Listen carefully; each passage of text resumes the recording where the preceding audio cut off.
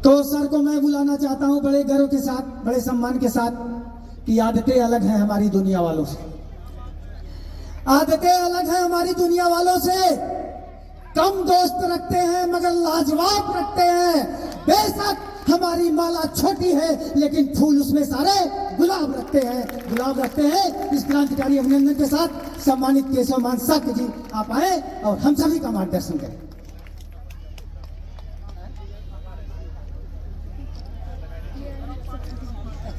ठीक सर।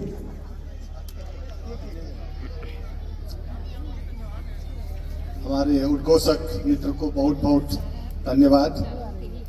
ऐसा वहाँ उनका जो संबोधन होता है, अगर सो रहा होता तो फिर अकस्मात उठ जाते हैं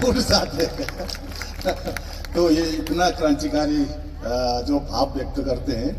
नेपाल भी आए थे और नेपाल में भी उनका जो जहाँ जहाँ उन्होंने बोला बहुत ही जोरदार भाषण किया था। ठीक है। नमो तस्स भगवतो अरहतो सम्मा सम्बुद्धस्स। यहाँ उपस्थित पूज्य पंचगण सबको वंदना और मंच में आसीन मित्रगणों को हार्दिक नमस्कार और यहाँ उपस्थित सब सहभागी लोगों को मेरा बहुत हृदय से नेपाल से जो है लाए हुए नमस्कार आपको। यह बार बार नेपाल का भी जिक्र हुआ और हमें ये सौभाग्य मिला कि हमको आज के दिन में ये कार्यक्रम में निमंत्रणा मिला। तो हम खास ये जो वहाँ भी 5-6 दिनों का जो है विदा अथवा ये वैकेशन होता है, तो हम इसमें वहाँ भी नेपाल में भी ये दशहरा का ही सीजन है, लेकिन हम जो है उसमें घूमने जाते थे। तो इंडिया में प्राय से इंडिया में जाते थे। तो आपका निमंत्रण आने के बाद हमने अपना प्रोग्राम चेंज किया। तो सोचा हमने फैमिली में बात किया तो ठीक है इस बार जो है दिल्ली के आसपास घूमने जाएं और ये कार्यक्रम में भी हम अपना सहभागिता जनाएं ताकि ये हमारे लिए गौरव का विषय है। आज जो ये कन्वेंशन सेंटर का भूमि पूजन हो रहा है, मेरे हिसाब से ये जो भगवान बुद्ध ने जब अपना परिवार और दरबार त्याग करके विश्व के शांति के लिए जो निकल गए ना, उसी के कड़ी में एक कड़ी आज जो है यहाँ हो रहा है मेरे विचार से। जैसे फूल के माला में फूल उगते उगते जाते, एक फूल ये बहुत ही ऐतिहासिक और महत्वपूर्ण है इसलिए कि करीब करीब 2600 वर्ष के दौरान में आज ये जो हो रहा है वो भारत के जो क्या कहते हैं सेंटर अथवा भारत के जो हृदय में ये जो फूल आप लोग उगा रहे हैं ये बहुत आवश्यकता थी, क्योंकि हम नेपाल और भारत के जो सीमाना में जो हम छोटा छोटा देश बनाकर जी रहे हैं, नेपाल, श्रीलंका और उधर भूटान, थोड़ा सा बांग्लादेश भी बुद्धिस्ट कंट्री है, वहां भी वो चटगांव हम उसको भी न भूलें वो भी हमारा ही है। तो वो पाकिस्तान और अफगानिस्तान में भी इतिहास हम याद करेंगे तो वो भी जो गंधार जो सिविलाइजेशन है वो बहुत बड़ा बुद्धिस्ट सिविलाइजेशन है। अभी कुछ महीने पहले हमको बुलाया था वहाँ के सरकार से वो जो जितना भी पुरातात्विक विषय है बोर्डों का, तो वो लोग बुद्धिस्ट को बुलाए थे 4 देश के। तो वो लोग कह रहे थे ये हमारे पास ये संरक्षित किए हुए हैं आप लोगों का संपत्ति है, तो वो हमारा ही था, लेकिन हम तो इस्लाम बन गए, लेकिन भी हम कदर करते हैं और क्या करें अब आगे जाने का जो है रास्ता ढूंढ रहे हैं। ये बात उनका भी मैसेज है, होगा अपने उसमें। लेकिन उन पाकिस्तान से जो हमको बुलाया और 4 सरकार के प्रतिनिधि हम भी गए थे, तो उन्होंने कहा कि दिखाया इतना बहुत बड़ा वो पुरातात्विक स्थल है तक्षशिला। वो अफगानिस्तान में तो बामियान का बहुत ही दुखद घटना हुई, तालिबानों ने इतना बड़ा जो अब जहां भी जाएंगे तो फिर सम्राट अशोक का बात और उसके बिरादरी का भी बात निकलता है। मैं थोड़ा सा इसमें इंटरेस्टेड हूं क्योंकि जो नेपाल जो थोड़ा सा नेपाल के बारे में मैं आपको जानकारी दे दूं, ये जो मौसम, ये जो ओकेजन है उसमें सांदर्भिक भी है। तो नेपाल जो है काठमांडू,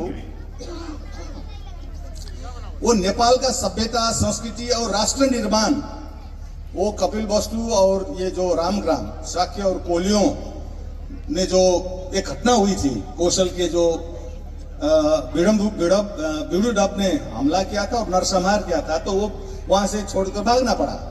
तो कुछ लोग, अब जो मैं काठमांडू नेपाल से आता हूं, वहीं से उसी समय से जो है हमारा संतति चल रहा है। अभी भी हम अविच्छिन्न और जीवित ढंग से भगवान बुद्ध की जो धर्म को बचाए रखे हैं। तो वहां जो है आप जाएंगे, आप काठमांडू आएंगे तो आपको जो है जो सुना यहाँ वो बिल्कुल फर्क निकलेगा।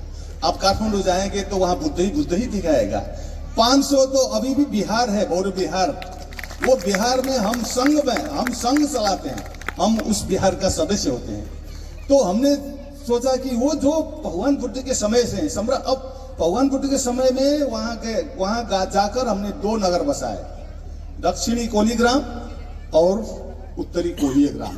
2 कोलीय ग्राम, कोलियों के नाम में, क्योंकि वो रामग्राम से है, तो कपिलवस्तु के भी है, लेकिन अब जो है वो लोग सब अपना नाम जो है शाक्य लिखते हैं। तो सम्राट अशोक समय जब आया तो उनके 2 बेटी थे, बहुत महत्वपूर्ण। एक बड़ी बेटी वो श्रीलंका गई, एक नेपाल गई। तो वहां भी आज तक श्रीलंका जो बहुत स्ट्रॉन्ग बुद्धिस्ट स्टेट है। तो दूसरी छोटी बेटी थी चारुमती, वो चारुमती काठमांडू आई थी। तो इसीलिए काठमांडू, लेकिन अब इंडिया में ऐसा भ्रम आप लोगों को दिया जाता है कि नेपाल एक विश्व का एक ही हिंदू राष्ट्र है। वो वहां जाएंगे तो वो नहीं मिलेगा आपको, वो गलत है। ये भारत में जो, अब मैं कहना तो नहीं चाहता हूं, लेकिन यहाँ क्यों वो हिंदू देश का जो इंडिया तो शायद नहीं हुआ, तो वो नेपाल को जो है कहना चाहते हैं, लेकिन नेपाल सही नहीं। इसीलिए नेपाल में जो रिवोल्यूशन हुआ, जो क्रांति हुआ, करीब 20 वर्ष हो गया, तो हम लोगों ने फिर भारत का जो बहुत ग्रेट पर्सनैलिटी बाबा साहब अम्बेडकर, उन्होंने जो संविधान, अभी भी हमने शुरू में संविधान का जो पत्र पढ़ाया, सुना, बहुत ही भाव विह्वल होने वाला है। क्योंकि मानवता का जो पूर्ण रूप उसमें दिखा देता है, मानव का जो संभावना है, जो भगवान बुद्ध ने जो बनाया था, मानव को जो ईश्वर से भी ऊपर जो ले गया था, वो भारत के संविधान में लिखा है।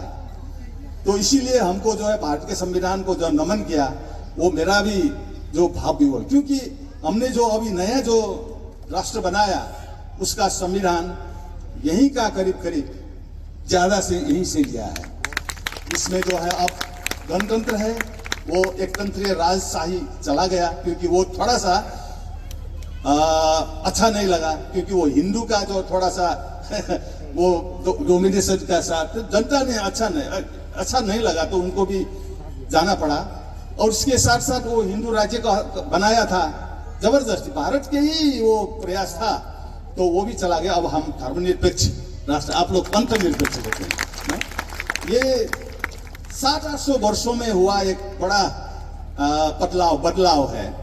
तो अब हमारे पास संहिता भी है, और आपका जो यहाँ जातीय विभेद जो बन गया था ना, जो हिंदू का जो वर्ण सिस्टम था ना, वो बहुत ही प्रभाव किया राज्य में और समाज में। तो यहाँ भी समस्या है, तो वहां भी थोड़ा उसका प्रभाव पड़ा, तो वो भी हमको अच्छा नहीं लगा।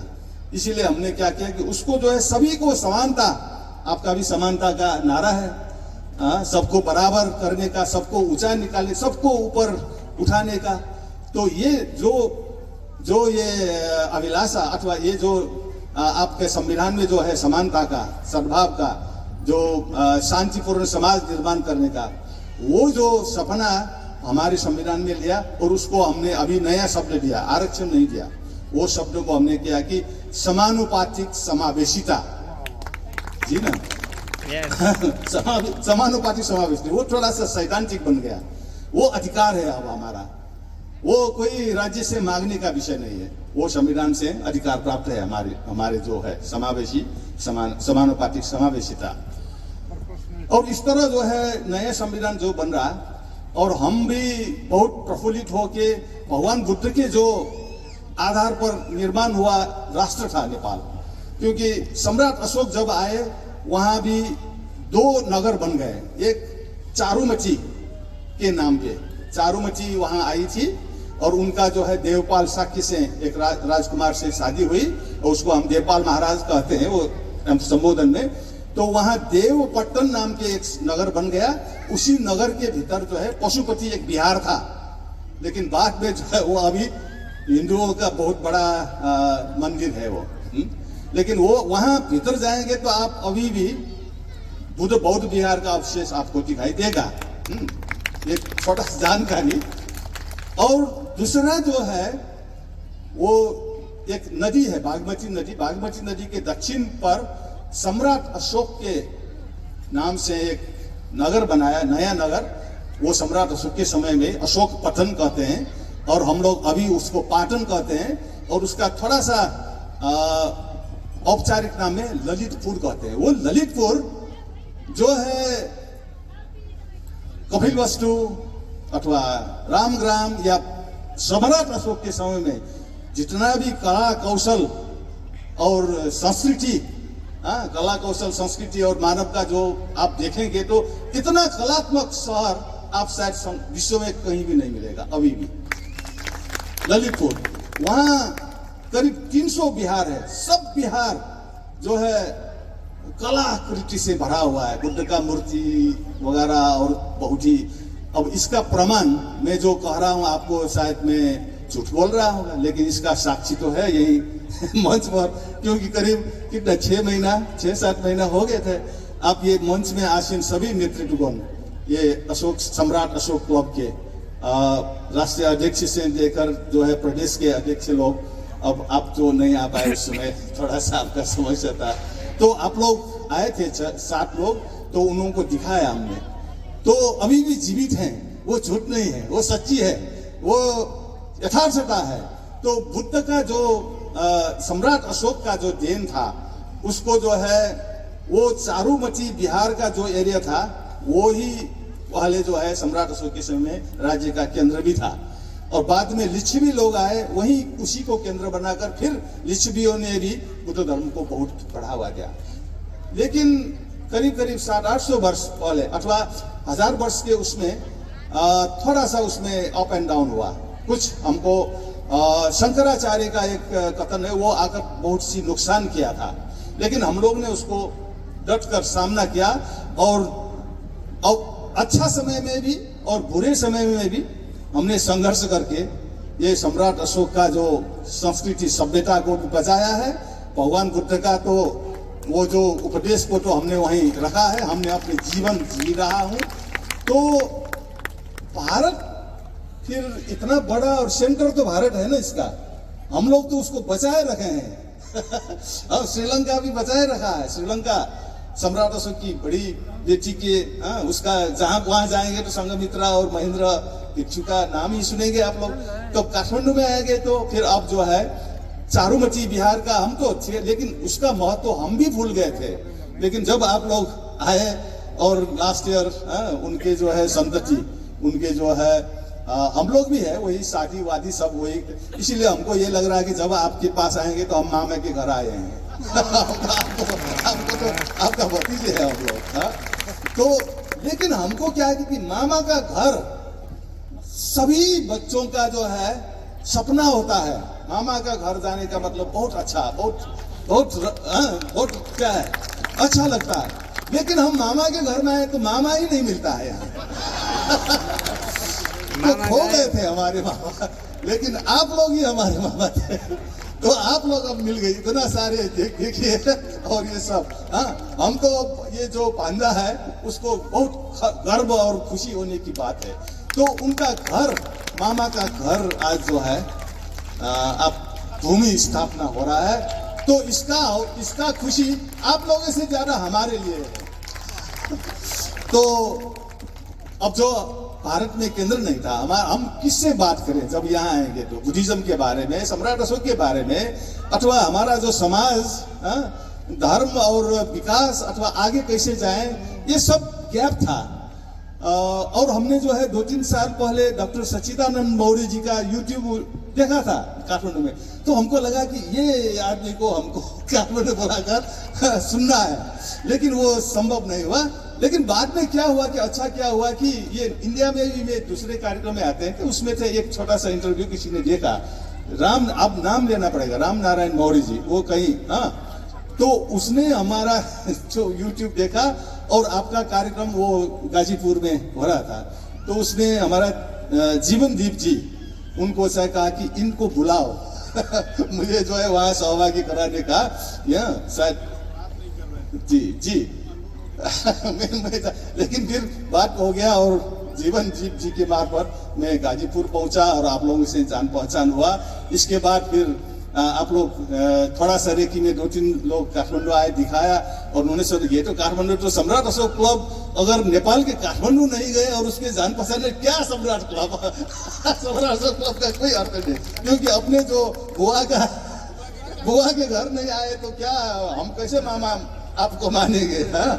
तो इस तरह जो है तो फिर आपका पूरा नेतृत्व वर्ग एक गाड़ी में जितना आता है उतना आया और देखा, और वहाँ के हमारे जो छोटे मोटे जो भी है संगठन वगैरह, साकियों का संगठन और बुद्धिस्टों का संगठन, युवकों का संगठन से आप लोग मिले, और चारूमती गए, आपको चारूमती के जो परिवारों से मिले, और हमारा संबंध बढ़ते गए और हम निर्धक हुए। अब जब भी आप बुलाएंगे तो हम मामा बुला रहा है तो हम जो है बंदा जो कैसे नहीं आए। हमारे लिए तो ये 4 पर्व में जो अपने बेटी को बुलाते हैं ना, उसी तरह जो है हम यहाँ आ गए आपके ये पर्व में। बहुत बहुत अब सफलता की शुभकामना है, और भी आप लोगों को काठमांडू आना है, देखना है और आना जाना है, और बहुत विषय में हम लोग जो है विचार विमर्श करना है आगे जाने का। अब जो है आगे जाने का रास्ता, पहले तो कुछ भी नहीं था, कुछ अंधकार जैसा था, अब प्रकाश आप लोगों ने जो है सभी जगह में प्रकाश का देना शुरू कर दिया। अब हमको आगे जाने का साथ मिलकर, मेरे विचार से हमको जो है श्रीलंका के जो है वहां भी संपर्क करना है, और चट्टगांव बांग्लादेश में भी संपर्क करना है, ताकि पाकिस्तान अफगानिस्तान में तो अभी कोई है नहीं, है तो हमारा संपत्ति है वहाँ, खजाना तो बहुत है, लेकिन वो लोग भी चाहते हैं कि आप लोगों का खजाना आप इसका क्या ले जाओ। ये भावना है वहां भी, हम जब देख गए थे। इतना ही नहीं, जो चीन और तिब्बत और जापान और कोरिया जहां बुद्धिज्म गया, वो तो भारत से ही तो गया है, सम्राट अशोक का ही देने के। सम्राट अशोक ही वो महान सम्राट थे जिसने बुद्धिज्म को सिर्फ भारत में सीमित नहीं किया। उन्होंने जो धम्म मिशन सभी जगह, वही एक धम्म मिशन काठमांडू में आया था, एक धम्म मिशन श्रीलंका गया था। तो ये धम्म मिशन के कारण आज जो विश्व में जो बुद्धिज्म का जो मैसेज है और शांति, विश्व का शांति का एक आधार तैयार किया हुआ। लेकिन अब कुछ समस्या है, तो हम लोग आकर जो है आप लोगों ने विश्व का जो 1-2 नारा लिया, विश्व गुरु होने का अथवा विश्व में जो जीने का, वो सही है, वो भारत ही दे सकता है, वो और कोई नहीं दे सकता। लेकिन भारत में कौन देगा? देने वाला कौन है? तो कोई नहीं था। लेकिन आप लोगों ने जो शुरुआत किया, आप ही उसका अथॉरिटी बन जा सकते हैं, और उसमें सफलता मिले। अब हम भी अपने मामा के मिशन में हम भी साथ रहेंगे। बहुत बहुत धन्यवाद। बहुत सब मंगल।